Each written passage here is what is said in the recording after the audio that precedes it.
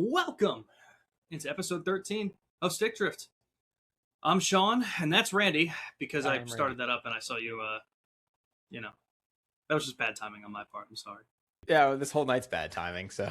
Dude, it really is. We've had so many problems over the course of these 13 episodes with this program. So many good things. Like, it's still probably the most user-friendly that we can find, but just weird, small problems that really just piss me the fuck off by the end of it.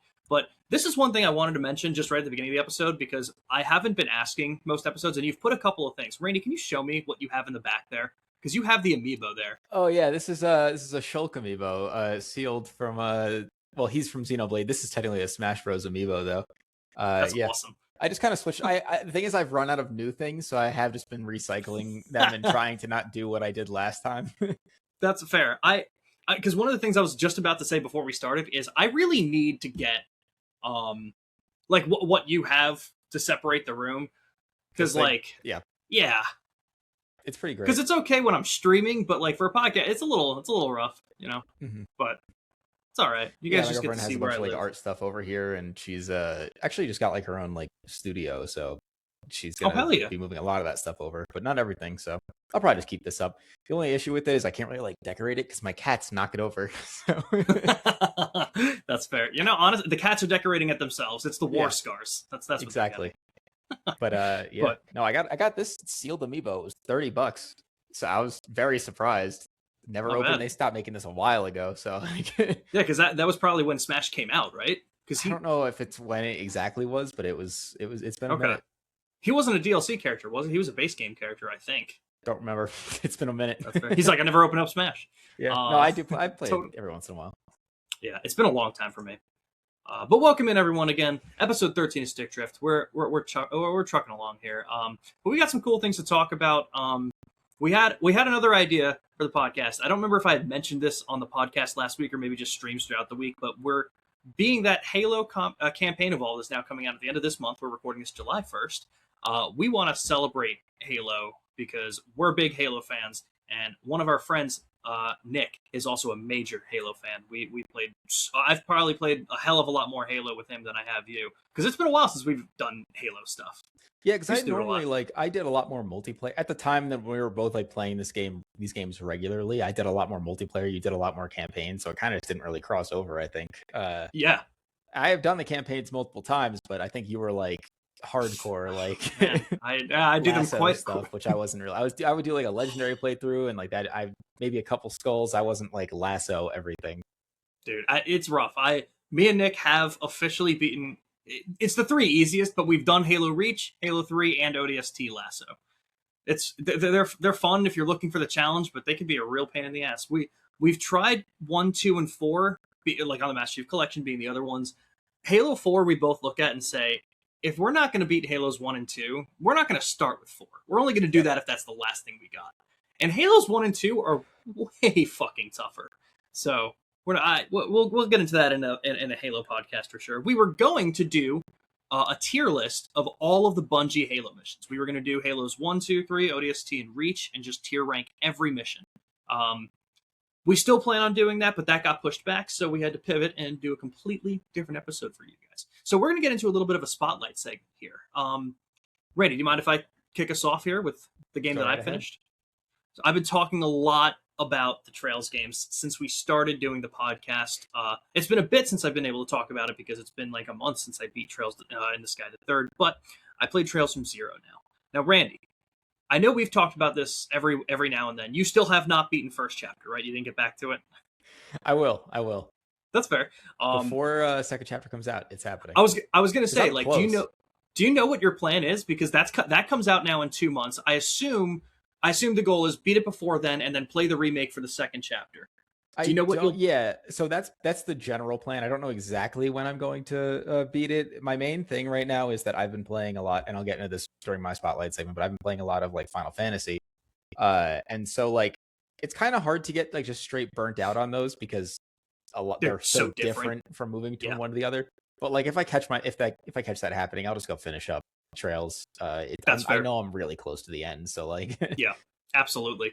So I was only asking that because I fucking love these games, dude, and And I was talking to a friend of mine who's really into them, and the third game is a lot shorter than the others. So we were kind of speculating. We're like, is it going to take a whole year to do the third game? Or are they going to wait the year? And we're like, maybe not. Maybe second chapter comes out September of this year, and then we get the third maybe like April of next year or something like that. Like that would be kind of crazy. But the reason I'm saying it is because I recently beat the fourth game. And for those of you who are familiar with the series, again, this isn't going to be any spoiler talk. So if you're in the middle of it, no worries. You do not have to click away or anything. But Trails in the Sky has 3 games, and it's the Liberl trilogy. It kind of encompasses the story of that country and a lot of what's going on there with those characters. The fourth one starts a brand new chapter in the game, and it takes place in Crossbell, a different country, with a completely new cast of characters. It does bring in old characters, so it is an overlapping story. It is very much, if you want to play Trails from Zero, it's very heavily recommended to play the first 3 to understand what's going on. But damn, with that being said, it's such a good game. Trails from Zero, it follows the similar art style. I don't know if like anyone listening may have seen Trails of Cold Steel, like I started with 3D character models and English voice acting and a lot more of that kind of stuff. Whereas even Trails from Zero and Trails to Zero, the 4th and 5th games, are still the stylized. It's not pixel art. Like, you've seen me on Twitch. Like, it kind of looks like Final Fantasy Tactics like art style, where it's not quite like pixel art, but it is like an almost chibi kind of thing, but not really. Yeah, that's a good way to put it. It's chibi like almost. Yeah. And I think it's really cool. I like the 3D models too, so I'm excited to get over to some of those games. But the art style it has a certain charm to it, and I think you'll either vibe with it or you won't. But Trails from Zero's story is incredible. They do what they do best. The character development for even these brand new characters, introducing them, how they reveal the information to you is just insane. I really like the city of Crossbell, and it's very different from the Trails games, where I know in the first chapter where you played it, you're going from city to city in each chapter. You kind of get the feel of all the surrounding areas in one place. Next chapter, you move to your next place, you get the feel of it, and by the end of it, you're like, oh, I know what this country looks like. Whereas Crossbell is a lot smaller than that, where you kind of just have your city and then like a couple of highways that go to a couple of key locations. So it feels a lot more, I want to say watered down, but not in a bad way. It kind of lets you focus. Yeah, condensed. That's a better way to put it, because it lets you focus on those areas better. So you feel a lot more attached to the city of Crossbell and the people that are in it, as opposed to being in Zeiss and then moving to Grancel and then that kind of thing. But again, the story of this game is unbelievable. I'm obviously playing. I'm playing it on PS5 or PS4. It's the PS4 version. I believe in September, early September, right before the second chapter comes out, they have PS5 and Nintendo Switch 2 ports of the two Crossbell games. So if you have a Switch 2 and you're looking to play these games, they will be coming in September. But damn, I cannot recommend this series more. I'm already a little bit into the 5th title with Trails to Azure, and I cannot wait to see where the story takes me for this one, especially because I've played Trails of Cold Steel, which is the 6th game, and Cold Steel 2, which is the 7th. Someone had to tell me, do not play Cold Steel 3, because you will not understand a single thing in it unless you play the first 5 games. And that's a lot. That's a lot. Like, it's kind of like picking up One Piece in Dressrosa and being like, what's going on here? And you're like, well, you're not really supposed to know. But so I'm going to keep going with the series. Absolutely loving it. Can't wait for second chapter to come out in September 17th. Same day as Fire Emblem Fortune's Weave. That's going to be the end of September. We talk about it a lot, but that September-October block is going to be pretty rough. But looking forward to some of those games. So absolutely check it out if you're into the Trails games. But Randy, I'm really hyped to hear what you have to say about the games you've been playing. Yeah, I mean, so I've been playing so much. I've actually kind of been jumping back and forth between Final Fantasy 12 and 16, because I've been hitting points where like my build in 12 is not great, and so I want to redo some things, but then I also need to like kind of grind, because I'm not like looking up build guides or anything, so I'm like, I'll already try this, and then it's like I'm using the license points wrong. And you can reset your license points and stuff to do some things, but I've been doing a lot of grinding in that, which has been kind of like bumming me out, and I'm like, shit, what I just spent all this time doing isn't really working. So I'll swap it up a bit, and I'll do some 16 as well. And I think that's I'm the like, worst. Yeah. And so I'm back at 16 where I was last time. I just beat Bahamut, And I'm doing like every side quest, everything in that game because they're pretty short. So it's like a hunts and side quests are like they don't take that long. So I'm No. doing that stuff as I go. I'm not doing every side quest in 12. If I come across them and I know what they're talking about, I'll probably go do it. But I'm not I like that. But I'm not like if they're saying something, I'm like I genuinely don't even know where to begin to look for this kind of thing. I'm probably not doing it. But yeah, so I think about 3/4 of the way through 12. It's hard to tell because I look up, I don't know if you do this too. I have a weird thing with like when I start a game, I look up how long it takes to beat the game. Just so I kind of have an idea of like I've been playing for this long. I'm probably at around this point with the game. I didn't used to, and it depends on the game genuinely for me. Because a lot of times what I do is I look up completionist times for like how long is this platinum? Oh, it's 5 times the amount of the regular beating. I think I'm out on that one, but totally understandable. Yeah, especially for Final Fantasy. With 12, I looked up how long it was to beat, and it was saying like 40 to 50 hours. And I was getting to a point in the story where I'm like, I'm only like 20 hours in, and I feel like I'm kind of getting to like the climax of the story. So that's way longer than what I thought 12 was going to be. Well, so the thing with it that I'm assuming is because I looked up the chapter, like the area that I was on where I was through, and people are saying that that's around 3/4 of the way through the game. And so I was like, what the fuck? Why is that the case? I'm guessing it's because with the Zodiac Age, it lets you fast forward. So I play mostly in 2 times speed. I don't really like the 4 times speed with things. So the grinds, the running from area to area, all that stuff has been shortened by half for me. Yeah. So it's like, okay, so yeah, that kind of makes sense then that I would be at like the 20-hour mark, like 3/4 of the way in then. Because obviously it doesn't change cutscene length and stuff. Right. So that kind of makes a lot more sense to me. So yeah, that's really cool. I like how they did Cid in this game a lot. Okay. I won't spoil it in case you end up, or for anybody who does want to still do it. Cid is very different in this game to how he is in every other Final Fantasy. I'm very curious. I'm not trying to cut you off here at all, but like my Final Fantasy journey, like I do intend to play at the very least all the mainline games. I've played. That's kind of what I was doing. Yeah, I did the Pixel remasters. So comments get at me. It was just the most easily accessible way for me to play them on like modern consoles and everything.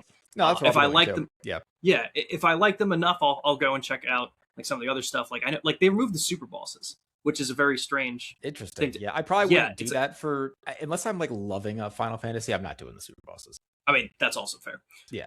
So I've done 1 12 through... I am loving, but I'm not doing them. That's also fair. I did 1 through 4. I started 5. I intend to do 6. I was gonna wait until the 7 trilogy finished before I got to 7, which kind of works perfectly now because I think maybe I'll have 6 beaten by the end of this year because I'm playing through it with Brian and we're kind of taking our time now. But yeah, I still, like I said, all those I got OG 7 to play, 8 and 9 to try. I've done 10. We did we've talked about this a bit. That's what you think. I only remember doing like 30 minutes of it. I remember like a couple of days. I totally could be wrong. Unless I did that on my own, and I'm just like thinking that I, for some reason, was doing that with you. I could totally be wrong. My memory's not great either, so yeah. I take it or leave it. I definitely didn't beat it. I can definitely say. Yeah, I know that. Yeah. I did do 10. 11's rough for, of course. I'd love to try it, and we'll get to that at some point. 11, we'll get to maybe trying, but that 11 for me is one of those games because I'm not like committed to beating every mainline game yet. I do now because of like the Steam sales and stuff recently. I do own every mainline game. It's how I remember the Pixel remasters. 11 for me will be if I beat every other mainline game, including like 13-2 and Lightning Returns. If I beat everything, and I'm like, all right, at this point I have one left. I'll do 11. Yeah, and at that point, I'll probably wait. If you've not finished all of them yet, I'll wait for you. Otherwise, like, because that feels like in co-op, it'll be a lot better. Yeah, I'd be waiting to do that with you if I do 11 at all. 12, I'll get back to. Same with all the 13s. We're gonna try and stream 14. I've had a lot of problems with 14. I do believe at least 50% of my playtime with 14 has been the login. Yeah, like easily. Yeah. 11's worse. Jesus Christ. Because I have opened 11 in the past, thinking I could, and it is so much worse. They have like a play online system from like 2002 or something, and it is awful. And it took me probably like 2 hours to get the game to even like open on my character, and I did. And then the UI was like the tiniest fucking thing ever, because I guess it wasn't like scaled for modern resolution monitors, so you have to like have another thing to get the UI working, and it doesn't have like modern mouse control shit that you would expect for UI elements. It's very old stuff. So it's like just figuring out how to play this game is the challenge. is the challenge. Oh, that sounds awful. And like I know, so when that game came out, it was more of like an old school RPG or MMO RPG where it like you kind of require other players to like do things. There have been changes and stuff to make it a little easier now, so I think you can play the game solo. It's still easier with other people, which if we're doing a co-op, sure. Yeah. But yeah, I think at this point the main challenge will be figuring out how to play the video game. I'm up for a challenge. Yeah. I say after crashing out over our program not detecting my camera and microphone. Yeah, it's gonna be a mess. Yeah. So 15 was my first Final Fantasy, and I've played 16 and platinum. But I'm trying to remember what my first was. I feel like technically it was 10, but I didn't beat it. So okay. Yeah, you still haven't beaten it. I know exactly. Yeah. We've had this conversation multiple times. Yep. I know exactly where you were at. Okay. Yep. Yeah, I got stuck on a boss, went to go play something else, came back, didn't remember how to play the game at all. It was like, not restarting here, and just never. So it's a rough one. It's a rough one. That'll be a cool one to hear your thoughts on when you. Like, I am excited because I remember liking the story at that point, and I will continue it. Yeah. I don't know which one I'm going to play next, because right now I'm playing 16, and I have varying thoughts on this game. I genuinely think it's a little underrated. It has some, I think, problems, though. I think most of the side quests are pretty terrible, especially early on. They seem to be getting a little better now, where they kind of have a bit of a plot to them. But at first, it's like, I'm sick, get me 3 leaves, and it's okay. I'll be honest with you. I almost wholeheartedly disagree with that. I think they get worse in the back half. Oh, really? Because I just did a couple recently, and I was like, oh, these are a little better. Like, let me rephrase that. I don't think the content of the side quests get worse. I think the amount of them pile up and get worse. Where you're like, oh, I'm used to doing like 2 or 3 here, and then you finish up one story bit, and it's like, oh, here's 16 of them, and I'm like, oh no. It's like, oh Jesus Christ! I can't. Like I said, I was mentioning this to Randy right before we started. It's been probably close to 2 years since I played 16, because I played through it in 24. So I don't know too many details and can't help you out on that, but I feel I remember. It's side quest. Like, I'll figure it out, but yeah, I feel like I remember the back half having just like an exorbitant amount that I was like, all right, this is a little too much even for me. Yeah. But, I mean, other than that, some of the problems I'm having is just like kind of similar to like Rebirth and Remake issues of the exploration just doesn't really feel there, or there's no reason to do it, to like look around the maps. And then there's some story pacing that is not great. It's I like that right off the bat they used the word cock. Yeah. that threw me for a loop. I was like, didn't know Final Fantasy had this. Yeah, didn't know they could legally say that. There's some story pacing stuff where it's like I'll be going through some quests that feel like kind of padding, and then it'll just hit me with like literally 20 minutes of cutscenes. And it's like, you could have split that 20 minutes of cutscenes into like 3 different 7-minute long cutscenes and not had me running around doing random bullshit for 10 minutes. I need to explain this because of what you brought up. Okay. So my sister's fiance, Dylan, his dad is a gamer. And his dad is a gamer. He's like Uncharted, kind of like the PlayStation guy. Yeah. And he was asking me, he was like, hey, do you have any recommendations for games? And I gave him, I don't remember what game I gave him first, but he really liked what I gave him. And I was like, hey, I have this game on disc. I'm going to give it to you. It's not your speed, but I want you to give it a shot and just tell me what you think. I was like, you're not spending money on it because I have the disc. Give it a shot, see what you think. So I gave him Final Fantasy 16. And I gave this one to him because I think of all the Final Fantasies, this is the least Final Fantasy. This is very much if you're into thing with it, yeah. Okay, yeah. I'm like, this is like an accessible title for people who aren't really into the Final Fantasy stuff, that don't really know about it, that might just be looking for some kind of action game. And I gave it to him, and it took him a while to beat it, but he actually ended up beating it. And I was like, what'd you think? And he was like, way too many cutscenes. Yeah. And I was like, I'm just I get so Yakuza and Persona coded that like I was like, I think the longest cutscene in Final Fantasy 16 is 5 minutes at most. No. No, it just feels that way because I'm used to watching 60-minute cutscenes. No, My bad. I played on my lunch break today. I get like an hour for lunch. I was playing for I think like 50 minutes of that. And I must have stopped at a terrible point last night because I was playing on my lunch break for like 50 minutes, 45 minutes. And when I tell you I got to play for a grand total of 15 minutes of those 45 minutes, I was like, cool. I did nothing. Yeah. I'm curious to know, it's going to be hard to like, can you tell me where you're at without spoiling? Like, can you give me like any keyword maybe? I mean, just after Bahamut. Oh, okay. Yeah. Oh, yeah. Okay, I see.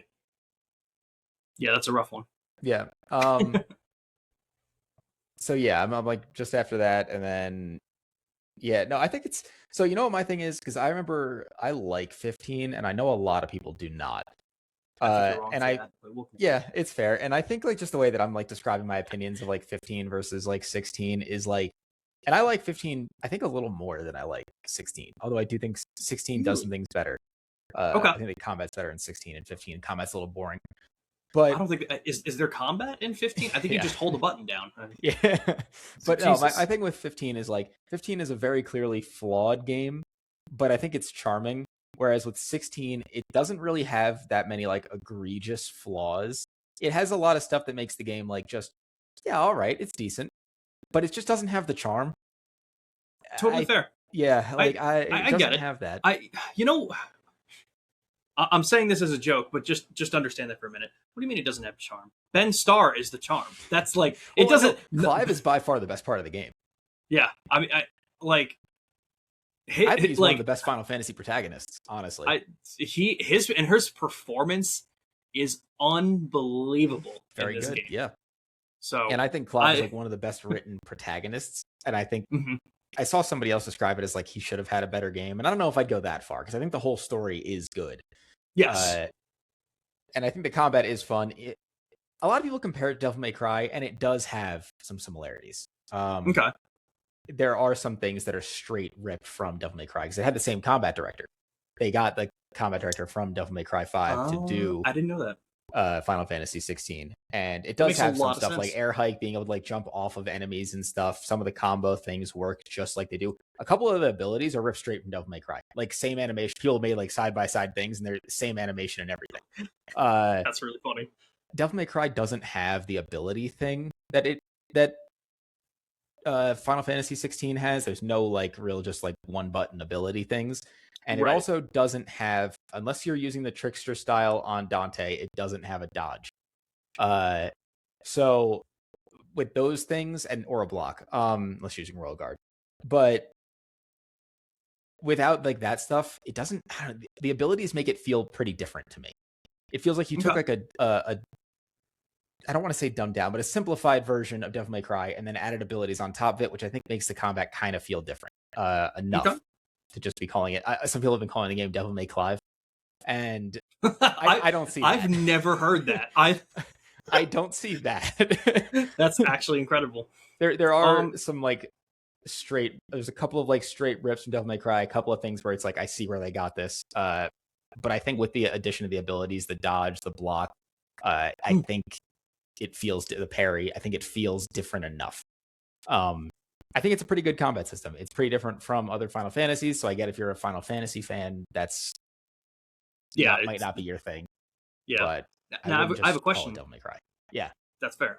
So with the combat, again, I don't remember at which point you can do it. So it's not a spoiler. Like it's not a story spoiler. Have you been mixing and matching the different abilities? Have you gotten to that point where you can like put? Okay, I didn't remember if that was a. Okay. Like I know Upheaval from a Titan that like the smash that like sends the rocks up and then sends everything up into the air. I like using that with like the whirlwind thing from Gerudo where you could like carry yourself up and spin. Yeah, I like mixing that stuff. Hell yeah. And that kind of thing is where the Devil May Cry stuff kind of comes in because it doesn't have combos like a fighting game, but there's a lot of abilities that it's like I can make that. When you're just playing, like wait, I can make this work with this, and like you have fun creating your own combos and things. And again, it's been a bit since I've played it. I remember building like my ability moveset was totally built off of like high stagger damage to kind of break them as quick as possible. Yeah, so many different combinations of stuff that you can do that was really cool. That I remember. That's kind of a thing with like Devil May Cry 5. You get access to just everything the second you unlock it, which is why people say like the first playthrough is a tutorial. So the second playthrough, you have everything, and you have it's like having every icon's abilities on Clive at once, and you can just it's kind of overwhelming if you're brand new. But if you're playing through the games in order and you're progressively getting more and more abilities as you play through the games, it's less overwhelming. It feels more like, hey, I remember this from the last game. Now I can do this too on top of it. So yeah. But I really loved Final Fantasy 16. I was kind of shocked to hear that so many people were against it. Of course, I think a lot of the people against it were, like are I don't think this like purists? I'm not saying this, the purists. I was just going to say that, and I was like, I don't think it's a negative way to put it, but it has a negative connotation to it. But it's like the people that like the old school Final Fantasy don't care for this kind of action combat, and it's totally fair. I think it's just so Final Fantasy's been around for so long that people have the generation that they grew up with and are nostalgic for. And I do agree that I think the newer games are probably not quite to the same level as the older games. Like at least through like the 6 through 10 era. Golden era. The golden era, as people call it. Yeah. But I still think they're like good games. And actually, I just went to the Distant Worlds the other day. I got a little postcard from Final Fantasy 16 with the Colorado Symphony thing on it. It's pretty awesome. Dude, that's so sick. Yeah. That was awesome. The music of 16, I think, is incredible. That's Soken, right? I think Masayoshi Soken, what was the composer for that game? I believe so, yeah. Such good music, dude. It was also fun too at the little sorry to sidetrack real quick, the Distant Worlds concert. For those of you that don't know, that was like a Final Fantasy orchestra that you went to. Yes, yeah, it was like the symphony. It was like next year is actually the 40th anniversary of Final Fantasy, and it will be the 20th anniversary of them doing Final Fantasy like symphonies, like orchestra things. It's Arnie Roth is the composer. He's been doing this stuff since the beginning with them. That's so cool. Yeah, and I guess Nobuo Uematsu, I'm probably mispronouncing that. He shows up to them sometimes, and he had went to the Carnegie Hall performance, I guess, a couple of weeks ago, and they asked him before the performance. They're like, "Hey, we're gonna do the Chocobo theme. How do you want to hear it?" And he told them to do a swing version of it. So that's what they performed for us too, and it was really cool.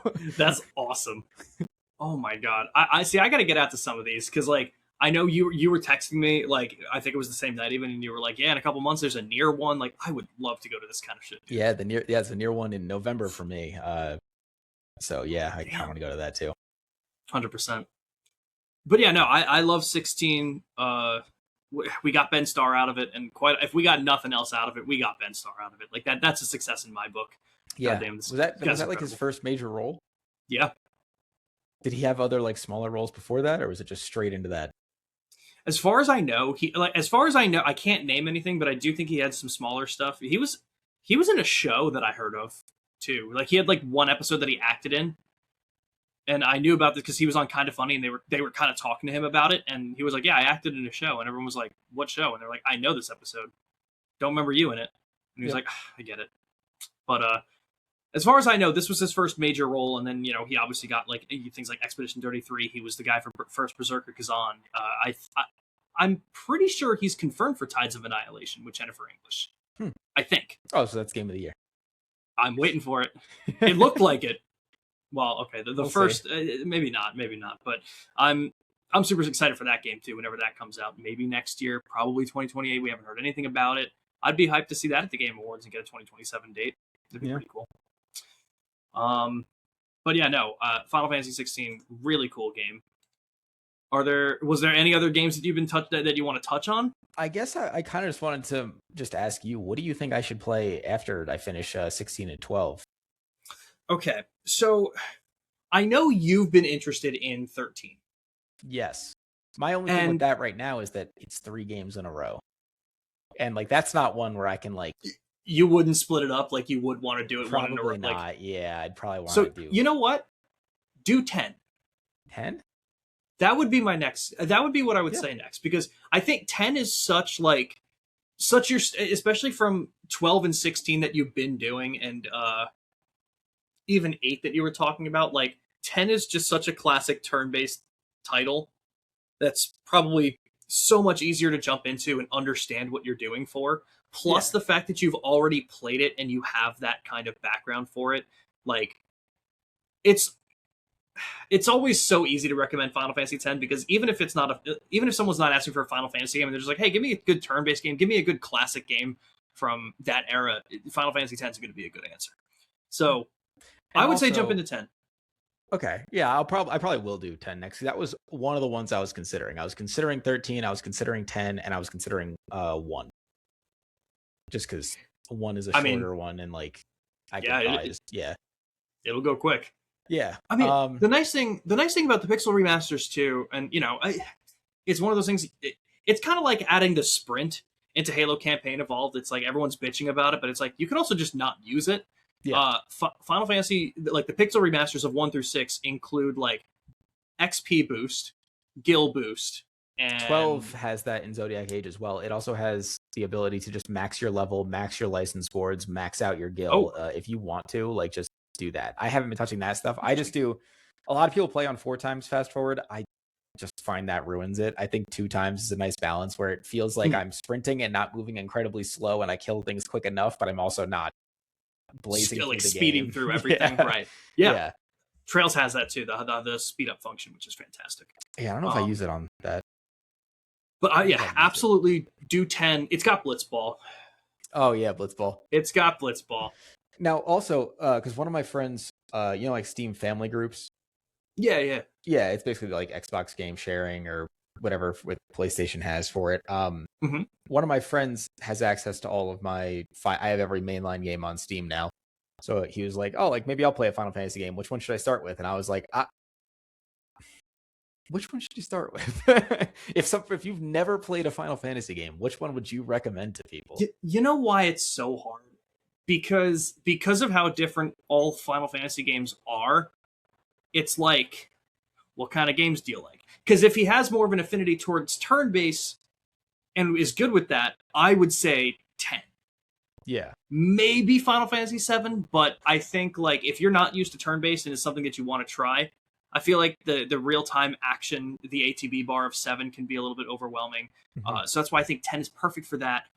If you're looking for something more action-oriented, maybe 7 Remake, maybe 16. Like, I feel like I was thinking, because like I want to say 7 Remake for like something action oriented, because I don't want to say 16.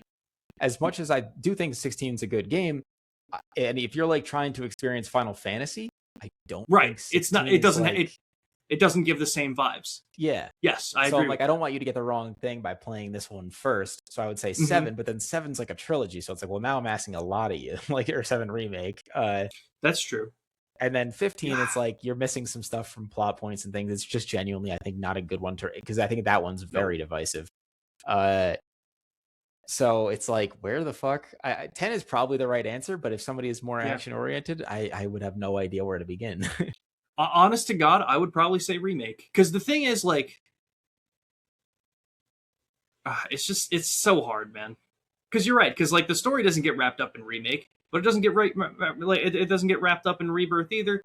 I'll be honest with you, I'm not sure it's going to get wrapped up in Revelations. I'm curious on how the fuck they do it, but that's a conversation for a different podcast, and should have been a conversation we got into the last podcast. But we were going pretty long, so I don't know. I mean, still, Remake is probably my answer. I mean, I think the best combat in games, period, is Rebirth. It's my favorite combat system. I think it's a very good combat system. I don't know if I'd say it's my favorite ever, but I do think it's a very good combat system. And Remake was my favorite, and then Rebirth did it better, which I was very shocked at. I was surprised they managed to. That is one thing we agree on with Final Fantasy VII is the remake stuff. Is I do think Rebirth did it better than Remake. It may actually be the only thing we agreed on after that podcast. Yeah, I just have so many grievances, but we won't get into that. I hope Revelations fixes a lot for me. I'll go into that game expecting. Here's the thing: I went into Rebirth because Remake was my like one of my favorite games ever, and Rebirth just disappointed me in so many ways because I had those expectations, and I was like, this is so not what I wanted. The thing is, Rebirth was such a disgusting fucking low for me that I don't think you can even fuck up Revelations with how little I think of this series right now. So I'm here for it. The bar is in hell, so unless they're limbo dancing with the devil, they should be fine. The bar has never been lower, guys. But no, to give a clear answer, I would probably say with that in mind, I would say 10 for if they're cool with turn based, and probably 7 Remake if they want something a little bit more action oriented. Because if they're into the combat, I don't see much of a reason for them not to continue the games. Yeah, I guess that's what I would say. Yeah, but all right, Randy, we had some pretty cool spotlight segments here. Let's get into. I know you have some news that we could talk about, but I think we should hit the big one first. You cool with that? I know you're kind of doing like news, but more like rumors at best for now. Yeah, it's like I don't even know if I want to talk about. I'll probably mention it now that you said it, but it's like that's fair. Yeah. Sorry to tee you up like that. Fuck you. But let's talk about the big one. I have this directly pulled up from the PlayStation blog, which is fucking crazy, dude. So, if you didn't hear about it by now, again, we're recording this on Wednesday, July 1st, so you guys aren't seeing this episode for a couple days. But that was my insulin pump. I'm not. It's fine. Oh God, he's dying. I was honestly, that's why I pulled it out originally. Let me get it back in my pocket, actually. But physical disc production ending in January of 2028 for new games releasing on PlayStation consoles. Just kind of the headline here, in response to shifting trends in consumer preference, new games will be released on PlayStation Store and at retailers in digital formats only. Now, I don't know if you saw this. I don't have this pulled up, but did you see that in response to this Project Helix, that like Xbox announced that the Project Helix won't have any additions with a disc drive? I thought I saw that was a rumor. I don't know if I saw that was. You know what? Let me double check then. Let me see if I can find, because like I said, I don't have that pulled up. I don't know if they've confirmed that one yet.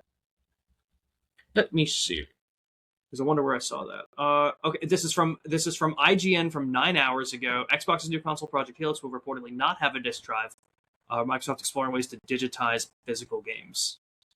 Reported from who though? Isn't that just a digital? It says reportedly, but from who? I'm like trying to like source through the article.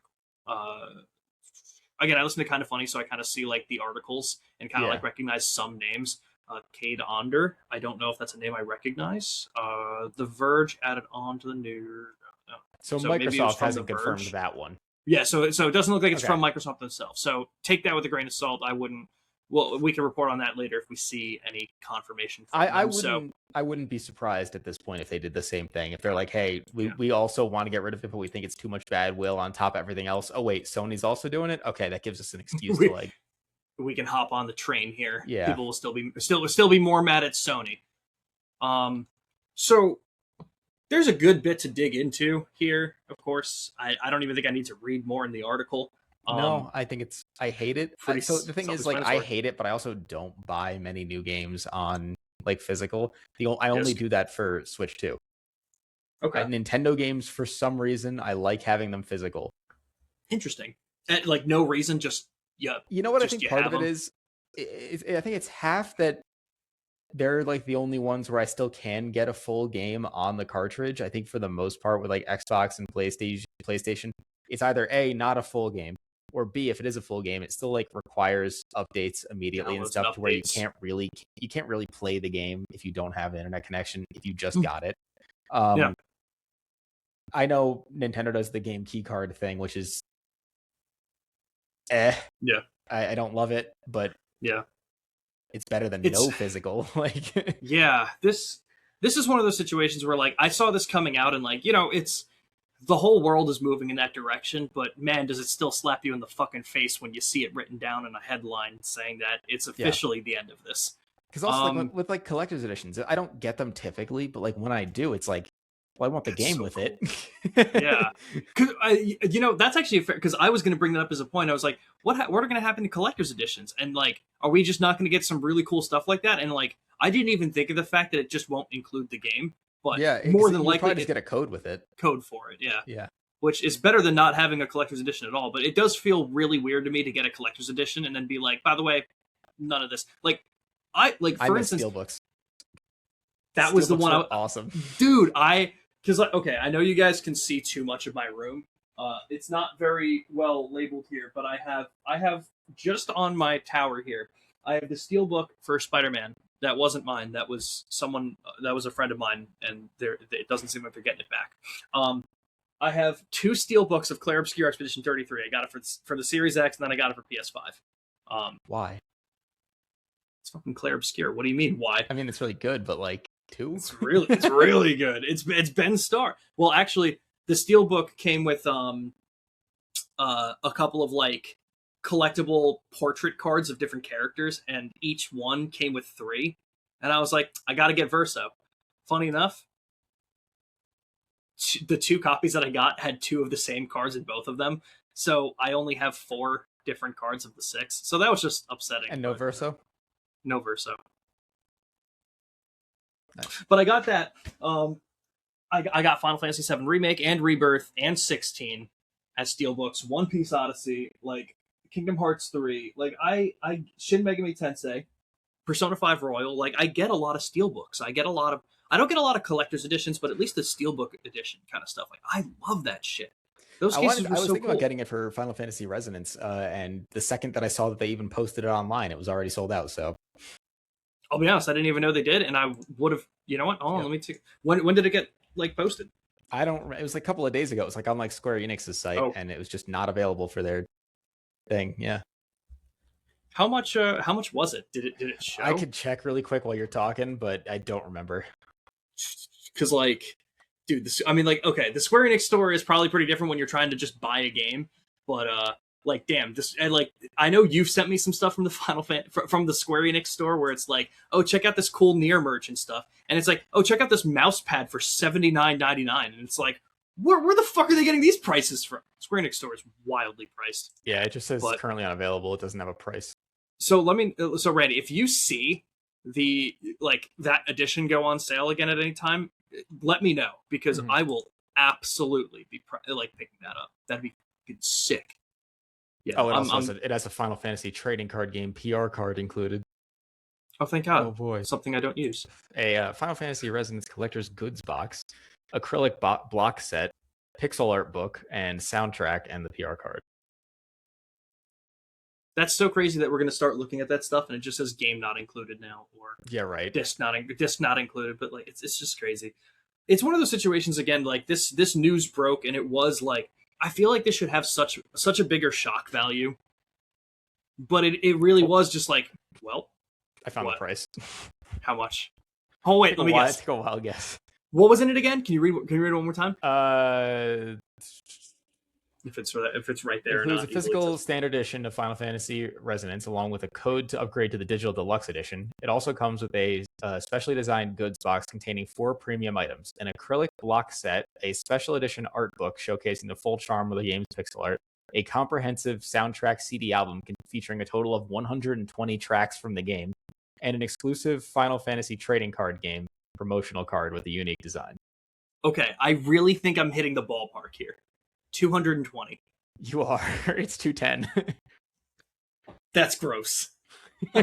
Jesus Christ, dude. Like, collection editions can get rough and pricey. And the game's only like 50, right? Normal? So like the upgrade because I was like, all right, well, the game is 50, and then it was like the upgrade to the deluxe edition. I was like, all right, maybe 60 or 70. And then you were like, the acrylic box thing, whatever that was. I was like, well, that's got to be another 70 or 80 right there. So we're already looking at like 140. You were like the CD, and I was like, all right, that's going to be like the 170, CD 180. Seems to have 4 the discs. Art book. Jesus. Yeah. So yeah, okay. I mean, listen, at the end of the day, 210 for all that, maybe not bad, but damn, I mean, it doesn't matter. You look at 210, you're like, I don't know if I can reason that out ever. Yeah, it'd have to be a pretty insane collector's edition for me to want to spend 210 on it. How much I want to know. I'm going to see if I can find it really quick. The Final Fantasy VII Rebirth Collector's Edition, because I want to see the price and what came with that. Jesus Christ! Well, I just typed it into Google and I see eBay. It's coming up with 1,019, 660, 483. Go fuck yourself. So the Square Enix store had it up.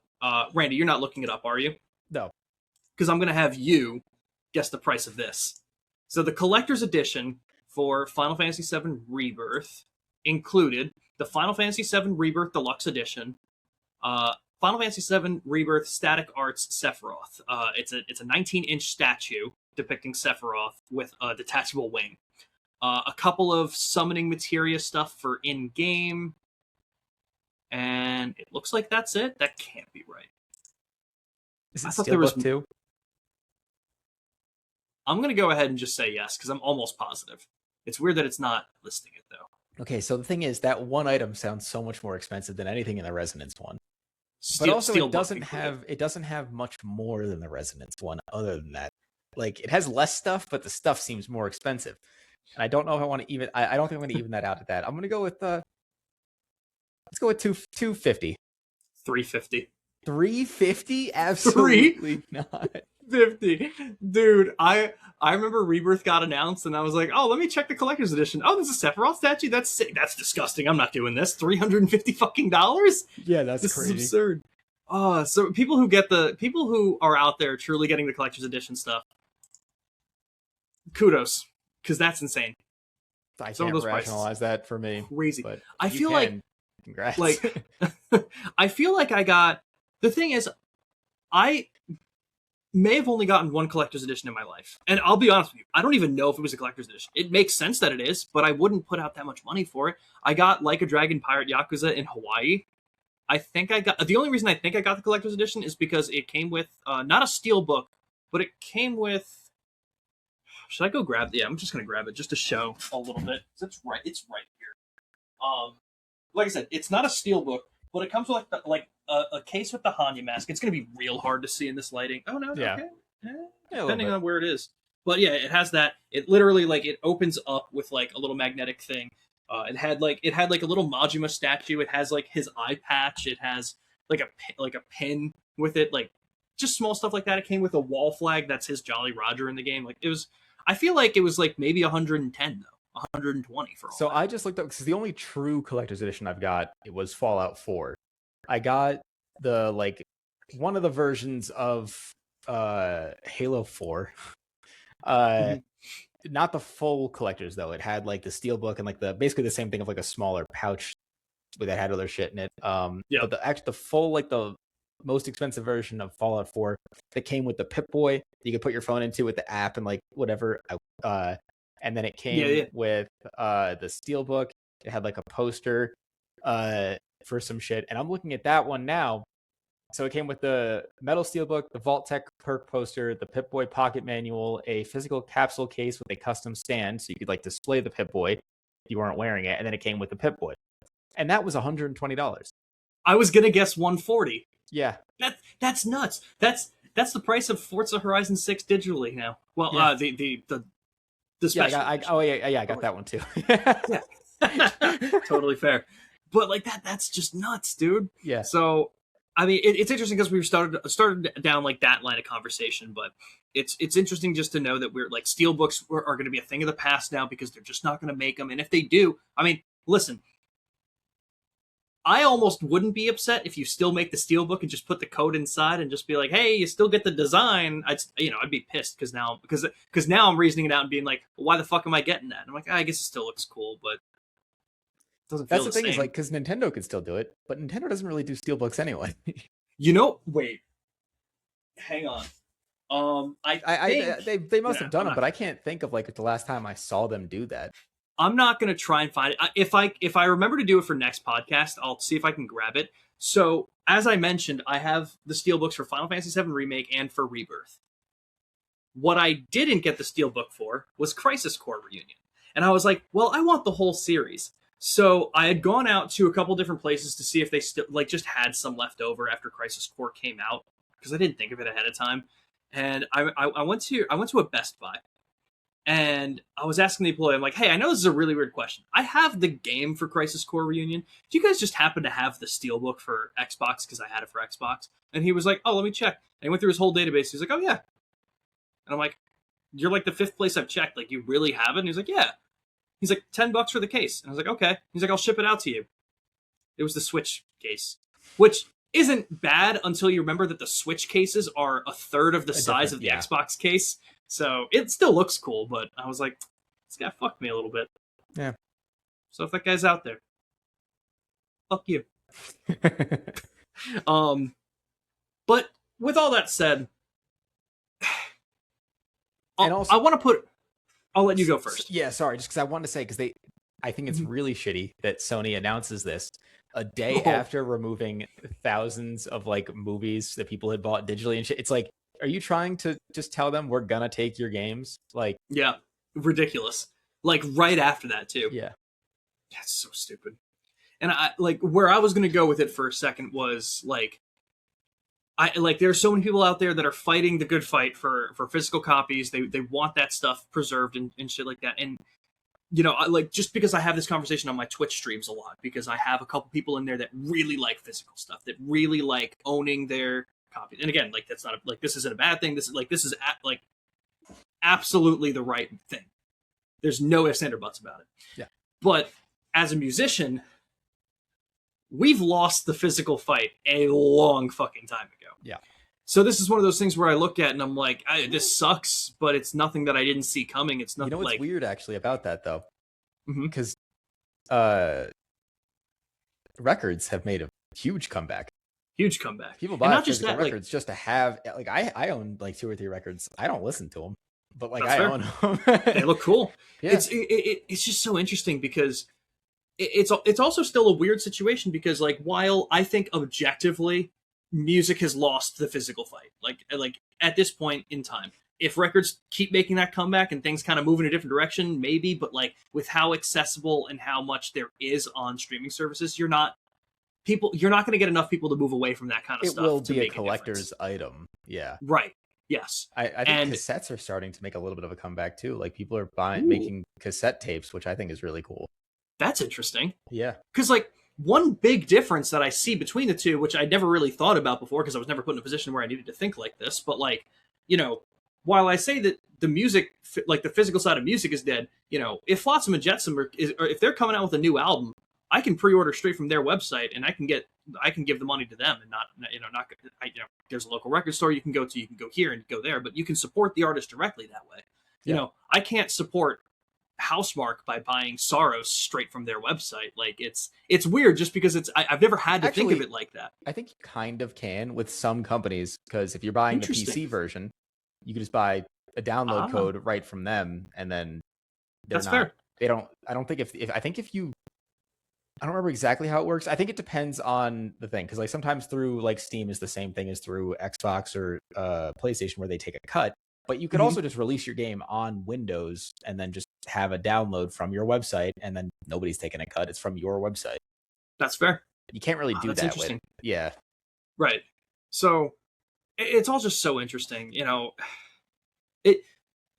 Just to keep going along that line of thinking really quick, because you don't get too many bands nowadays that, or at the very least in what I do, like in metal, you're not seeing a lot of metal bands saying like, hey, we're not going to put up our album on streaming services. But like, there's a band, Dark Angel, that hasn't had an album in the 2000s, and they put out a new one last year, and I was so hyped for it. They released a single on like this on streaming services, Circular Firing Squad. I thought it was really cool. It's an old school thrash band that gets kind of technical, so they're really cool. It's Gene Hoglan's band, the drummer from Testament and Deathclock and everything, if you know those bands. But he got back with Dark Angel and did this album, released the single, and then the album came out September of last year, and it didn't come up on streaming services. And I was like, oh, maybe they're just hitting some like distribution problems. So I gave it a day or two, and then there was an interview with Gene Hoglan. He's like, yeah, no, we're against the digital streaming. We're just not going to put it on there. And I was like, are you the right band to do this? If it's more of like just a passion project and you're not trying to make anything off it, like, yeah, sure. Then it's like, sure, why not? Because like, man, I'd love to hear it.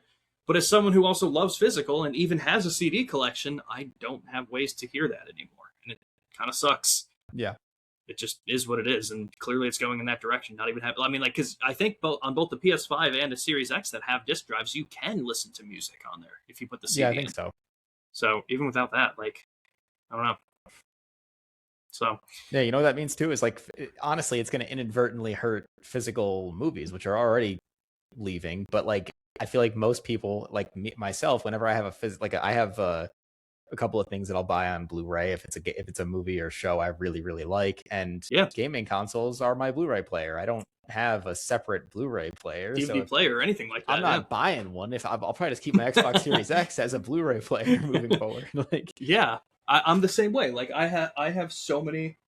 I have a couple of shows on like just as like the full box sets. A lot of like shows that I watched as a kid. Like I have the first three seasons of SpongeBob, like the first 100 episodes. I've got Danny Phantom. I've got Community. I've got Teen Titans and Code Lyoko on DVD as well. yeah, I have like the Sick. Avatar Blu-ray collection. I Yep. have Cowboy Bebop. Ooh, I have the nice. Steelbook of Top Gun. That's so sick. I've got like the Naked Gun. I've got like the trilogy thing collection for. Um, I think I actually have Attack on Titan too, the whole series, and like a bunch, and then like a bunch of Disney movies, and I've like I had like there was a time where there was a store around me that had like Blu-ray DVDs for like super cheap. So I've got like Horrible Bosses, like We're the Millers. I've got Yeah, just stuff. It's like, oh, whatever. I'll watch it one time. a Million Ways to Die in the West. I love that movie. Dude, thank you. No one that I brought this movie up It's to so likes funny. it. It's so good. For those of you who don't know, it was Seth MacFarlane who does Family Guy and American Dad, except he acted in it. Like an all-star cast. It's absurd the people he got to be in that movie. Yeah. But it's yeah, a really movies dumb too. movie, but it's really funny. Oh god, it's so stupid. The fucking like Sarah Silverman, Giovanni Ribisi, Liam Neeson. It's Neil Patrick Harris. It's really it's Family Guy humor. If you don't like Family Guy, you're not gonna like the movie. But if you like Family Guy, you'll probably like the movie. But yeah, all that to say, like, it's just this is gonna be like the biggest step in killing physical media that I think has been taken so far, and it sucks. No matter which way you look at it. So I want to know from you guys in the comments, what collector's edition do you have that you like the most? I know it's still a little bit of a different conversation because we can get collector's editions without the game, without the disc, but like, do you have a favorite steelbook? I like having a collection. Yeah, exactly. It's would you get the collector's edition of Final Fantasy VII Rebirth for $350 if it didn't come with a statue? No, well, then it would just be the game. Yeah, ridiculous. But it also wouldn't be $350, so maybe. I mean, you know what? Fair point, though. It's basically just getting the game at that point. Yeah. But yeah, what steelbook do you like the look of the most? Because I want to know. Because One Piece Odysseys was so cool. It's just like a picture of all the Straw Hats on it, like across the whole binding and stuff. It looks so sick. So let me know your favorite collector's edition and stuff, and what kind of collections you got going. I've seen so many retro collections. I've seen like a friend of mine, like that I know from stream. He's shown his whole PS2 collection. It's a goddamn wall of PS2 games, hundreds of them. So what do you have? What's the favorite one in your collection? And why do you want to tell Sony to go fuck themselves? Because I got a list. And probably Microsoft too, because they're probably doing the same thing. That's true. It's harder to be mad at Microsoft because they just don't know what the fuck they're doing. Everything they're doing is wrong. It's so true. Oh. Everything they're doing is wrong, but there's also not. If they are to fix it, they have to keep making decisions that people aren't going to like. So it's like, I don't know. We'll see in fucking 5 years if they're making the right ones or not. Yeah, I'm just gonna withhold judgment from right now because it's like it's just bullying. Like it's just bullying. It's just kicking someone when they're down. You know, it's like I don't like what you're doing, but they did it first, and I'll just give them the shit for it. You've been fucking up for so long that it's like maybe this will fix it. Maybe it won't. This was par for the course for now. We'll see what that ends up getting to. Randy, we have one last thing. Did you have any other news topics that you wanted to bring up? No. Okay. So we're going to move on to our end draft. It's been a bit since we did a draft now. This one was kind of a little bit loose. And again, guys, I think I figured out how to do it. So unless the program fucks me over again, because it did, not being able to detect my webcam or microphone today, I should be able to, as we're going along, be able to put down what we're picking for our drafts. So once again, it's going to be a snake draft. I pick first, like say I pick first, you pick next, and then you pick your second one, then we go back to me, then I go, that kind of thing. We're going to be drafting our top 5 video game sequels today. Now, it's a little bit open to interpretation, but what we were really shooting for was like actual sequels, the second game in the franchise. We had a couple of examples that we kind of talked about being like maybe not spin-offs included, like at the second actual game in the franchise. That's why it'll be open to interpretation. We'll kind of, if we need to argue something, we'll argue it. But for the most part, I don't think we're going to get into a lot of that kind of a lot of that kind of talk. So I have my phone here because again, I'm going to write them down as we go along. I have Steam open so I can look at my game. So if I miss something, I'm going to be mad at myself. But totally fair. Randy, do you want first pick on this one? I believe I got first pick on the other draft that we did. So if you want, yeah, I'll take first pick. Okay. You ready to start now? Yeah. These are our top 5 video game sequels. Again, preferably the second one in the franchise, not including spin-offs. Arguments may ensue. Randy, what's your first pick? I think I'm going to go...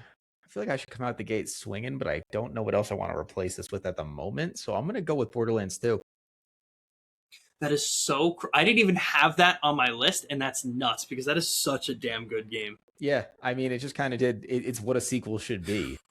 Yeah. So I was thinking you might have it. There's a couple that I was like, he definitely has this, but I haven't played them, so I don't want to pick them. So I'm like... Totally fair. Yeah. And that's such a good one, dude. Like, the co-op mechanics in Borderlands is second to none. I feel like they took what Borderlands 1 did and just made it better. Exactly like you said, what a sequel needs to do. Handsome Jack is such a great antagonist, and the humor is so on par in that game. Such a good pick. Yeah, I mean, it's just a perfect sequel. We should do some Borderlands stuff on stream at some point together. That'd be really fun. Yeah. Hell yeah. Okay, so I have a couple places that I want to go here, and I feel like I have to pick this one because honestly, of all of the ones I have on my list, I feel like this is the most likely to be on your list. So I'm going to take it from you. That way, I'll feel a little bit safer. I'm going to go Sonic Adventure 2. Do you say Sonic Adventure 2 Battle or just Sonic Adventure 2? I say Battle, but they are different versions. So yeah, whatever. I'm specifically taking the Battle version. Okay. I'll take I'm not taking the Dreamcast. I have no idea what the difference is. I know we talked about this a lot. I think we also had it in our top 5 favorite soundtracks. It's not a great game, but damn, no. It's a game that came out at just the right time in our childhood that we became absolutely obsessed with. And it has some really good things about it. The Chao Garden? The Chao Garden? Some of the levels? Basically the Sonic and Shadow levels. Some of those. We have Crazy Gadget. Don't forget about that. Oh, God. Yeah.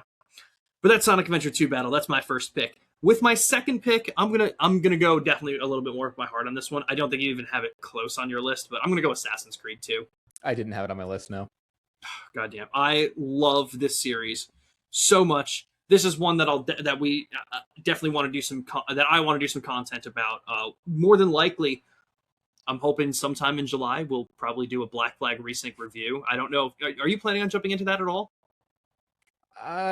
Maybe. Okay. Maybe. Indeterminate. Yeah. Okay. We'll see how I'm feeling when it comes out. That's fair. It's coming out on Thursday, so not tomorrow. The week after tomorrow. I'll be on vacation during it, which is fantastic because I'm just gonna be on vacation. I'm downloading that shit immediately. I'm playing that shit Wednesday night. I cannot wait for it. But Assassin's Creed 2, again, kind of just doing what a sequel needs to do. It takes what one did, but better, makes the environments better.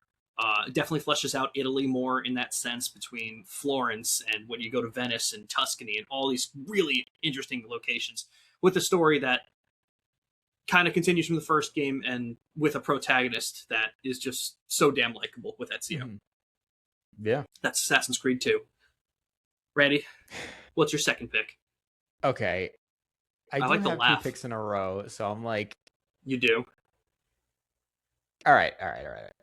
We're going to go Portal 2 for my next pick. I mean, what's not to say about Portal 2? What hasn't been said about Portal 2 at this point? It's pretty old, but it just kind of was better, and it added... I don't think the first one had any sort of co-op, at least because I played the first one through the Orange Box, and it did not have co-op there. I don't know if the PC version... It probably had some sort of mod thing, but that's official launch stuff. It had the co-op that was a completely different story with Atlas and Peabody. That was awesome. I've replayed that a couple of times. It's just a great game. I love it. You want to know what's crazy? What? I have never played Portal 2. That is crazy. We need to stream that. The only problem with that is I have played through the co-op campaign recently, so like Oh, okay, I that's fair. know So everything it's right now. Like, yeah, fair enough. We'll give it some time, and then we'll come yeah. back to it. Maybe I think that'd be a lot of fun. Such a good. That is such a good sequel. I bet. I'm looking at this. We might have completely different lists for the rest. There's a of couple these. that it was like I almost took from you, but I don't think I'm gonna do it. So Okay, I'm curious. So We'll see. so what's your third pick then? my third pick, there's no chance you take this, so I'll take it now. Kingdom Come Deliverance 2. I mean, I've Mm. talked about it extensively on this, so Yep, I'm not gonna have to that's say good pull. much. It's just one of my favorite games of the past Yep, ever. So yep, 100%. yeah. Okay, this I'm gonna go here as well, just because of how pivotal this game was for my entire life, really. Guitar Hero 2. Good answer. Like, this was my cousin brought it on vacation for the Xbox 360, and this was my first introduction to just any kind of guitar, any kind of music like that. And when I remember hearing certain songs and really getting into them, like Hangar 18 at the end of the game from Megadeth is kind of what did it. And I was like, all right, when Guitar Hero 3 came out, I picked it up and really got into bands like Metallica and Slayer from there. Like, I feel like Guitar Hero 2 really kind of like soft launched into the problem that you see before you. Mm-hmm. But such a cool game. Again, like awesome like set list and soundtrack. The only interesting thing, which again, like maybe it may have been bad at the time, but is almost more interesting to me now. I don't know how much you know about this, but Guitar Hero 3 was the first game to acquire licenses for the songs. So Guitar Heroes 1 and 2, if you go back and like watch videos of people playing them or play them yourself, it's not the song. Like if they play like they had Beast in the Harlot by Avenged Sevenfold, it's not performed by Avenged Sevenfold. They had a band that worked for the company that had to go into the studio and record their own covers for each song to make it legal for them to use the song. And man, I don't know if you've ever heard like Lay to Rest, but not with Randy Blythe's vocals. But man, it's rough out here if you're trying to do those grounding vocals. I played the first two Guitar Heroes. I think 3 was the first one that I played. So I never noticed that. Dude, I'll send you a link of like 1 or 2 songs that I think are really funny. That's just like, oh my god, that's just atrocious, but it's so funny. So Guitar Hero 2 with my third pick. My fourth pick that I'm gonna go is probably Kingdom Hearts 2. I was thinking you're gonna pick that. Yeah, this was such an easy choice for me, really, because Kingdom Hearts 2, again, like our friend Brian showed me that game, and that launched an entire love for the franchise. I played 2 first. Again, the worlds in that game, the combat in that game. Did you play 2? Nope. No, right? You haven't even touched it at all. No. Oh man, dude, the drive forms and the actual mechanics of that game feel so good. Like, I know we're talking about you playing the Kingdom Hearts series. And damn, dude, like we gotta have you start with 1, because if you play 2, there's no way you can go back to 1. It just feels so stiff. I was playing 1 like a month ago or something like that. But yeah. Okay, so it was recent. It was recent, yeah. But yeah, the combat, the story, the characters, the boss fights. Like I remember even back then, like Brian had his completed save data. Like I would go over to his place and I'd be like, hey, before we do anything, boot up Kingdom Hearts 2. I got to do the final boss. And the final boss, it's like, it's a JRPG, so it's like 7 phases. It was like a 40-minute boss fight. But he watched me do it every time, and it's so fucking fun. So, Kingdom Hearts 2, 4th on my list. Randy, what's your 4th pick? My 4th pick. I think... Ooh. Do I say... I don't think I'm saying it. I was going to steal Dishonored 2, because I'm pretty sure you're going to pick that. Okay. I'm not going to, because I do prefer the first one, even though it is still a great game. Okay. I'm going to go with Pokemon Silver and Gold. That's fun. Not even one that I thought of, but you're so right. Yeah. Yep. I mean, it had like the whole Kanto region as like a post-game thing, not to the full extent that it was in the first games, but right. I mean, you have the whole basically first game in there, and then you have an entire new, better game before it. Like, yeah, you can't really beat that. Yeah. God damn. Yeah, no, absolutely massive pick. The Johto region is so good. Like, Heart Gold and Soul Silver, I know, are like a lot of people talk about as being the best Pokemon game, and it's for a good reason. They obviously have a lot of quality of life stuff that wasn't in the originals, but the Johto region laid the foundation. Right. Yeah. Exactly. laid the foundation for such a phenomenal game. And like you said, it's still to this day. Correct me if I'm wrong. It's still to this day the only one that you can go to a previous region for, right? I don't think there's any others that you can like go off and explore. I don't think so. Yeah. Get in the comments if I'm wrong, please, because that would be very embarrassing. But I don't might think be you can some like explore. bullshit thing where it's like, oh, here's a post game thing. You can go to like one island that's like technically a section in this map. Like, yeah, but like So true. But yeah, like I don't think explore. you can do the whole thing. Yeah, that's so sick. So that was a good fourth pick. What's your final pick, Randy? My final pick is Titanfall 2. Wow. Okay. Damn good. Again, like your whole board is filled with games that are so damn good, but I didn't think of. Yeah. Yeah. Titanfall 2. I mean, it was just a lot of people say that it or kind of detract a little from it because they think that the multiplayer in the first was a little more competitive, and that might be true. Which for a game that's mainly focused on the multiplayer, it being balanced and more competitive is probably a little more important. But I think the multiplayer in the second was like, for me personally, as good, if not a little better. I think it had more options, more like available Titans for you, and then it had the whole campaign. So like the first one didn't even have a campaign. So yeah, totally fair. It's good. Yeah, that's something I really need to get to. Is it a co-op campaign? Can you play a co-op? I don't think so. Okay, you might be able to. I didn't. You know what? You know what? That's my vacation game. I'm going to download it on my Xbox and I'm going to play through Titanfall 2's campaign while I'm on vacation. You'll like that. Hell yeah. Hell yeah. I should replay that. Do it while I'm on vacation. Do it for me. Yeah. I got one pick left, and I have 4 games still listed. But I'm gonna go with. You were expecting me to steal one, weren't you? There were all 3 of the ones that I'm not picking right now. I think you easily could have had on your list. So we'll talk about honorable mentions. We'll just go through a couple at the end real quick. But my 5th and final pick here officially is Sly 2, Band of Thieves. Again, like it totally took like Sly 1 was such like a PS2 platformer where it was just like, hey, here are your hub level. You got your little hub world. You got your levels that you walk into that are like a minute to 2 minutes, a couple minutes each. You finish the level. You got to beat 7 levels and go fight the boss next world. It was such like a tested and true kind of formula. It was Sly 2 that kind of broke away from that, gave you the more freedom. Like, hey, here's your open zone world that we've curated for you in France. Go check this out. Walk around in here. Do the missions. Play as Murray. Play as Bentley. Play as Sly. The story I thought was really cool, and I know I talk about Assassin's Creed as being one of my favorite gaming franchises. For as not good as the franchise really is, at the end of the day, Sly did so much in terms of the stealth stuff that I think Assassin's Creed did really good, and I think that's why I gravitated towards Assassin's Creed as much as I did. I really like stealth in games, exactly for the same reason why I would go with something like Dishonored now. I love the stealth stuff in video games. Yes. So Sly 2, Band of Thieves is my final pick.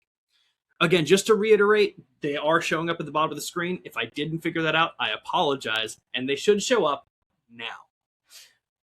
We got my list as Sonic Adventure 2 Battle, Assassin's Creed 2, Guitar Hero 2, Kingdom Hearts 2, and Sly 2. Randy's list, Borderlands 2, Portal 2, Kingdom Come Deliverance 2, Pokemon Silver and Gold, and Titanfall 2. Damn good lists. I wanted to say some honorable mentions really quick because I wanted to include Red Dead 2. I wanted to include, I didn't know if you wanted to consider this one a sequel or not, so I didn't put it, but I was considering Nier Automata. But it's not, it is the second game, but like story-wise, It's not really like a direct sequel or anything, so I didn't pick that. I probably would have given it to you because I know what you're talking about, especially when it gets so weird because in addition to the Nier stuff, you also have Drakengard. Yeah, that's the same timeline. That's like, but okay, that's a good honorable mention. Technically, did you have there was another one that I'm trying to think of that I had just seen. Hades 2. Hades 2 is amazing. So, that's totally fair. That was another one I was considering. The three that I had listed are definitely more old school, but Fable 2, I know that one I didn't think you would have because I know you didn't love that game. When you recently went through it. I had Gears of War 2. I did love Fable 2. I had some problems with it, but I would say love for that. Yeah. Okay, that's fair. I had Gears of War 2 on the list as well for just a really cool co-op shooter for what it did. And same thing, I had Halo 2 written down. Mm-hmm. I also... my least played. I didn't have a... That's also fair. Yeah. I had another one listed, or not listed here, but that I thought of, and I'm surprised I didn't write it down when I got to it. BioShock 2. I just thought of it too, yeah. And I also thought Xenoblade Yeah. Chronicles 2. I literally mentioned that before, and then I didn't have it on my list. Oh yeah, and you didn't even pick it. God damn it! So I was looking at my That's so Steam funny. library, like, well, yeah, what do I? And it's a Nintendo game, so it's not there. Like, That's so funny. Yep. Is it, yeah, like, are there? I'm trying to think of other Nintendo games I don't that know would if like I'd be put a chew. Xenoblade Chron- Maybe Over any of the Maybe ones I'd put you've it above had. something. Yeah. There's a lot of many I good could have sequels. put there, so yeah. Yeah. A lot of good sequels out there, guys. But again, that's our top 5. That's our draft. Let us know in the comments who's you like more. We need that clout. We need that bragging rights. We're collecting them throughout the year. I think that'd be pretty cool. But all right, again, in the near future, I don't know. There's going to be no episode the following week because again, I'll be on vacation, so we'll take that week off. We have ideas for what we're going to be doing for short form content as well as streams. So hopefully we'll get that all started. Maybe sometime in August. We'll work with it and see what we can end up doing and how we implement that in the future. But some podcasts that you will see in the near future. Hopefully we'll get the Halo tier list stuff all set up with Nick and he can make it here. Dude, the issues he's been having with his tech is ridiculous. I'll tell you at another time. We don't need to go into it here, but it's ridiculous problems left and right. So we're trying to get him all set up so he can join us for that episode. So that one, expect a Black Flag Resynced review of some kind, whether it's a long form review and we do an episode about it, a little bit shorter of an episode like we did for Champions, or maybe just some short form stuff that we ended up doing. But either way, you'll hear about it. And also, we are trying to set up for not this coming weekend, but the weekend after when you're back, a Final Fantasy 14 live stream. So yes, hopefully that'll be the first thing we do. Whether or not we haven't really talked about it, but I figured like I might stream from my regular channel. You'll do the Stick Drift channel again on the feeds. On our YouTube and stuff, we'll definitely be dropping the link for our Twitch channel. We'll have the link in a link tree, stuff like that you guys can check out. So that way you can find us there. Randy, I think that's it. We're not going to have an ending.